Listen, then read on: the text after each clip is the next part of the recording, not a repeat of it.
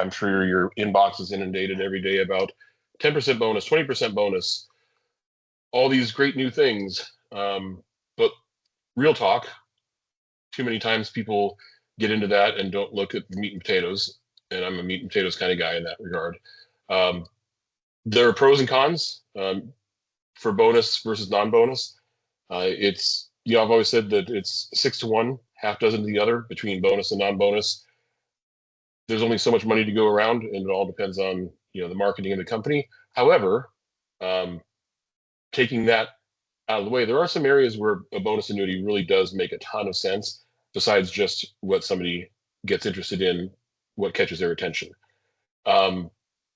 First off, we'll talk about the pros.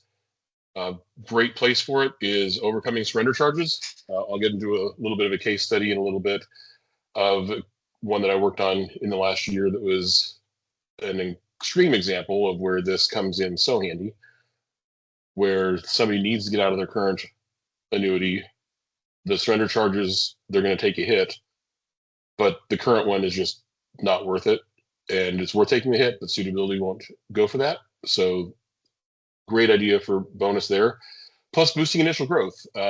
We all have those folks that we know that they're getting close to retirement and they just started saving in their 401k, and they may have 50 or 100,000 and they're going to be retiring in 4 or 5 years.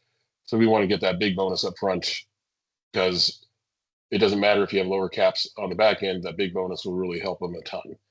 Cons, as I just referenced, lower caps and par rates. If you've got a 20% bonus up front, I'm going to guarantee you that the cap rates and par rates on the back end are going to be lower than on the non-bonus products. And there are some enhanced bonuses that are really large, but then they have rider charges, which will erode the bonus over time. And those can still be appropriate. In fact, the brand new product I talked about has that as an option. So we'll get into that. Now, as far as the case study I referenced, this one is just so extreme in my mind. I had a case last year where an agent came to me.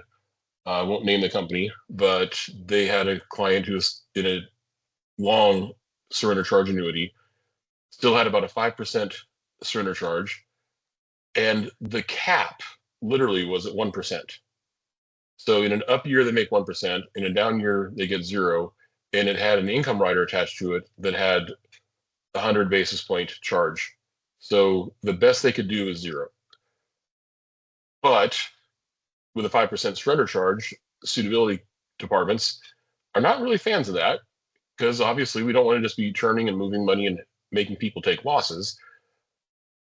So we moved it to a bonus product, which erased the surrender charge. And even though the caps and par rates were not as high as the non-bonus products, as you can imagine, they were well above that 1% current product. Now, I mentioned that's an extreme. That's probably the worst I've seen. But I've seen some with caps of 3 to 4% old products, and people are still stuck on 10 to 15 year, 16 year products that they bought. Heck, 10 years ago, you still found 16-year products out there. So they still have 6 years left and they're underwater. So bonus products, I do find, are appropriate in that regard. And going to the favorites, American National, that new product I'm about to hit on the next one is fantastic. Athene, they have a massive bonus, which is great for your Roth IRA conversion.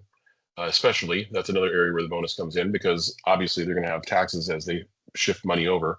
Global Atlantic, they have a product where not only is it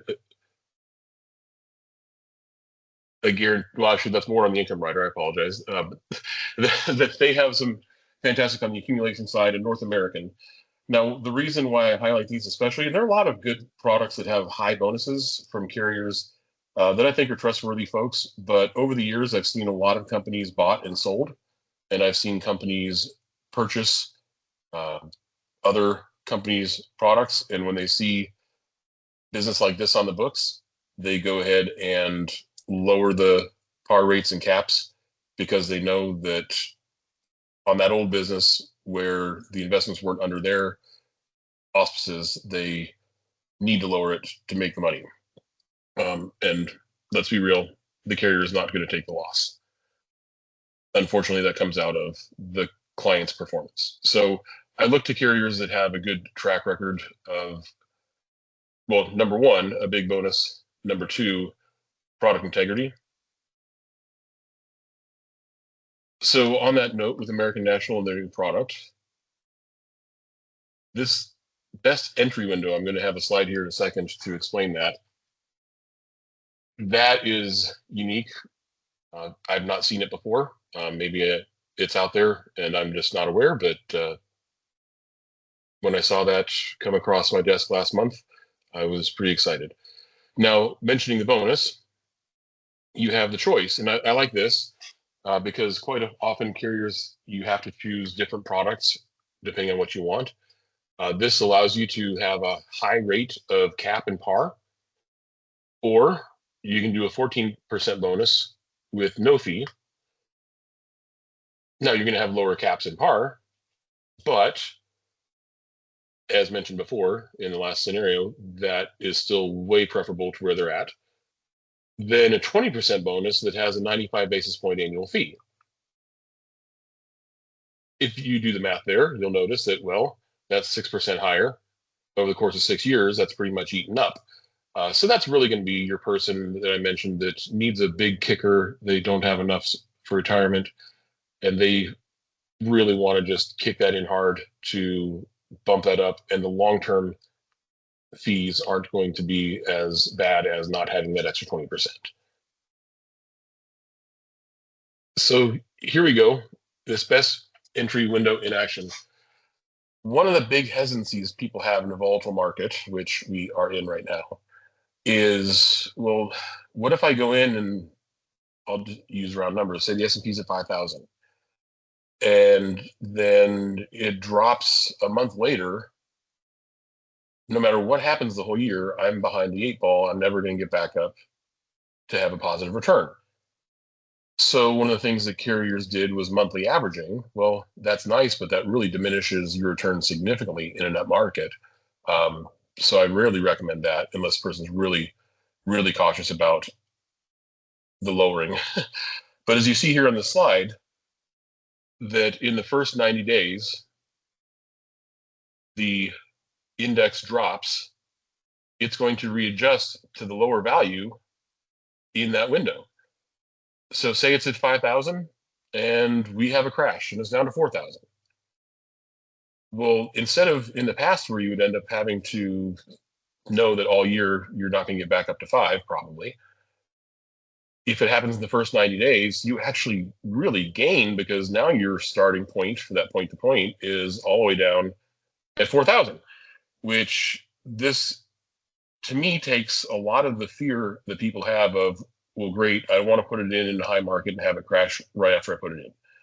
So this, if you ever have clients that have that as their biggest concern on an indexed annuity, to me, this busts that concern completely. So I'm not going to get into all the details on the product. We'll chat later. Give me an email or a call and we can get much more detail there. So favorite bonus carriers, as I mentioned, we're going to have American National, Athene, Global Atlantic, and North American.